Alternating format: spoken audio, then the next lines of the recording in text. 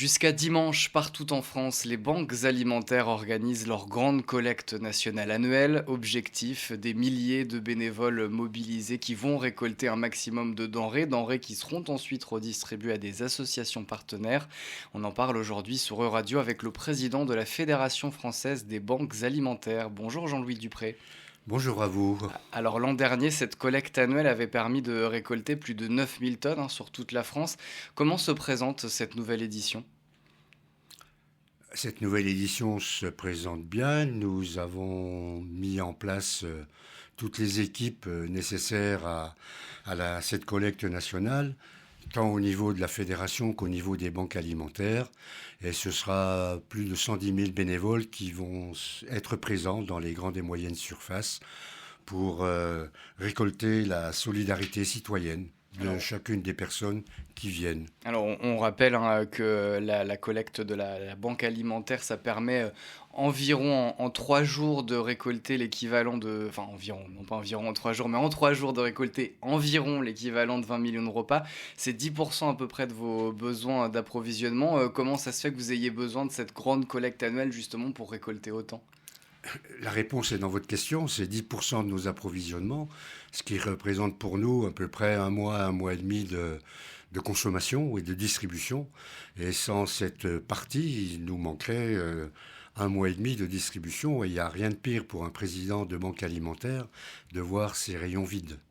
Et la demande d'ailleurs d'aide alimentaire est en hausse croissante, hein, selon les chiffres que la Banque alimentaire avance, plus 34% entre 2020 et 2023. Ça continue évidemment de grimper. Comment les banques alimentaires partout sur le territoire arrivent à suivre cette tendance à la hausse de la demande? C'est un constat que vous faites et qui est réel. Nous avions 1,9 million personnes accompagné en 2019 et nous sommes à 2,4 millions en 2024. Donc vous voyez, la progression est importante et la progression continue.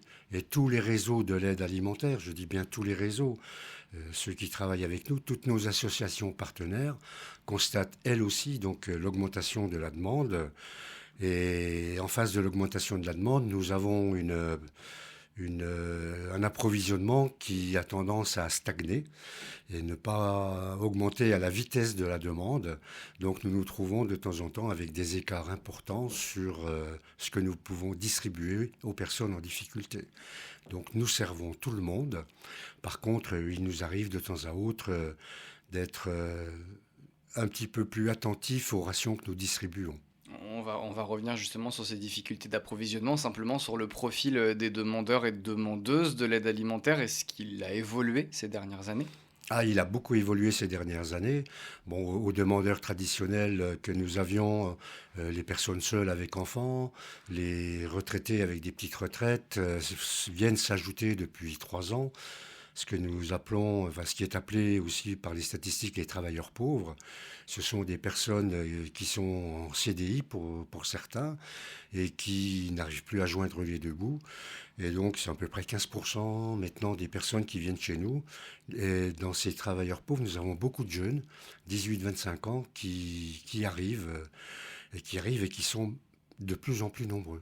Et donc, pour faire face à cette hausse de la demande, vous l'avez dit, hein, il y a besoin d'approvisionnement en plus, sauf que les banques alimentaires ont ces difficultés d'approvisionnement. Comment elles s'expliquent, ces difficultés? Traditionnellement, l'approvisionnement des banques alimentaires était basé sur la ramasse. Ce que nous ramassons, ce que nous récoltons dans les grandes et moyennes surfaces tous les jours, qui représente encore à peu près 35% de nos approvisionnements, qui étaient à 50 voire plus il y a quelques années. Nous nous trouvons avec des grandes et moyennes surfaces qui ajustent au plus près leur vente et qui vendent jusqu'au dernier moment sur les dates inscrites, les dates limites de consommation sur leurs produits, alors que théoriquement, enfin légalement, ils devraient nous donner les produits 2 jours avant. Bon, ils vont jusqu'au dernier jour, on comprend que leur souci de faire du chiffre d'affaires, et nous retrouvons nous pénaliser avec des produits qui sont à la date terminale et que nous devons distribuer dans la journée. Mais aussi avec des produits qui sont en diminution au niveau du volume, aussi en diminution au niveau de la qualité, puisque quand les grandes surfaces nous les donnent, c'est qu'il n'y a plus guère d'espoir de vie pour ces produits. Donc nous avons développé pour compenser donc toute une partie d'achat. Donc nous achetons de plus en plus de produits directement depuis 4 ans. Et pour acheter des produits, il faut de l'argent. Et pour avoir de l'argent, il faut avoir des mécènes, qu'ils soient publics, l'État, les collectivités ou privés. Donc des entreprises, de l'agroalimentaire qui nous aident. Donc c'est la manière qui nous permet d'assurer cette mission, entre guillemets, de service public de l'aide alimentaire. Une autre source d'approvisionnement pour les banques alimentaires, elle est européenne, hein, c'est le FEAD, le Fonds européen pour les plus démunis.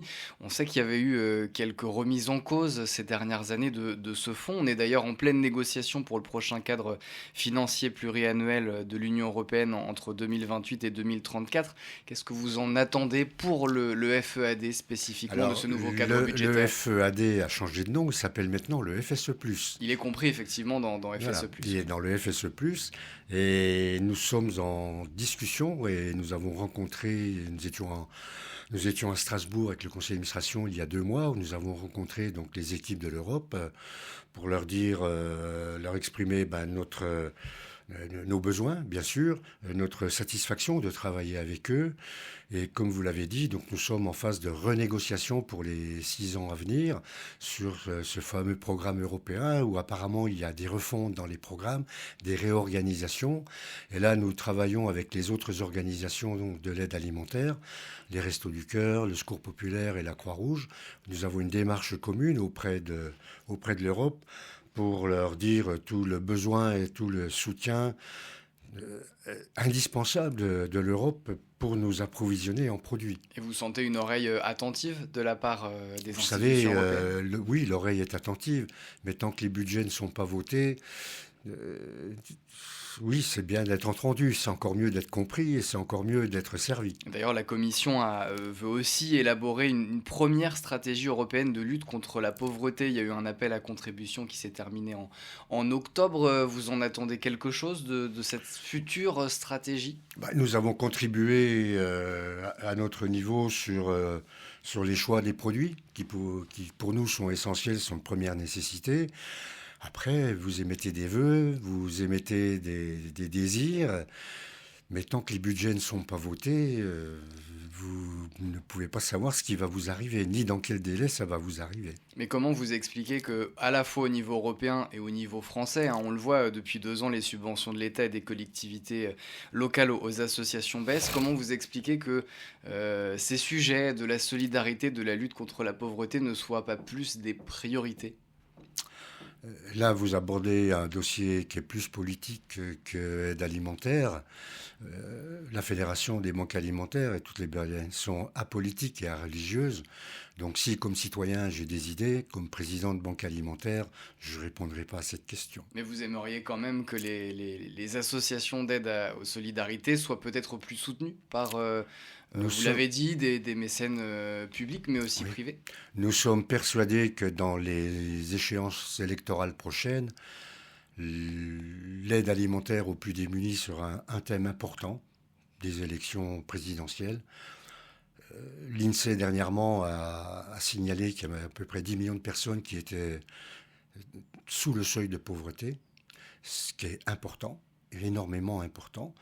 À un moment ou à un autre, il faudra bien apporter des réponses politiques à cette partie. Nous sommes techniques et nous répondons de manière technique et précise, mais à un moment ou à un autre, il y aura des décisions politiques à prendre.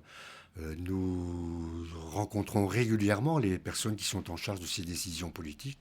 Nous leur faisons part de nos suggestions, de nos propositions. À un moment ou à un autre, il faudra qu'ils prennent des décisions et qu'ils votent. Merci beaucoup.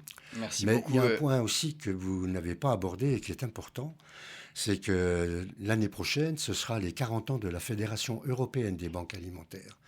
Et cet événement aura lieu à Paris, en France. C'est la fédération française qui est en charge de l'organisation. Et je pense que nous nous reverrons à cette occasion parce que il y a à peu près 24 banques alimentaires qui sont regroupées au sein de la Fédération européenne des banques alimentaires. Elle est présidée par Bernard Daluis, qui est un bénévole à la Fédération française des banques alimentaires. Et je pense que Bernard, vous devriez l'appeler pour qu'il vienne vous expliquer comment fonctionne la Fédération européenne des banques alimentaires. Eh bien, écoutez, le rendez-vous est pris en tout cas. Merci beaucoup, Jean-Louis Dupré. Je rappelle que les banques alimentaires organisent leur collecte annuelle partout en France, hein, jusqu'à dimanche. Il y a de très nombreux points de collecte, notamment dans les supermarchés. On peut retrouver tous ces points de collecte sur le site de la Banque alimentaire. Encore merci, Jean-Louis Dupré, président. Alors, c'est nous qui vous remercions, et nous remercions surtout tous les citoyens et citoyennes qui, par leurs gestes de solidarité, vont nous permettre d'aider les personnes qui sont en réelle difficulté. Jean-Louis Dupré, président de la Fédération française des banques alimentaires. Merci d'avoir été avec nous sur Radio.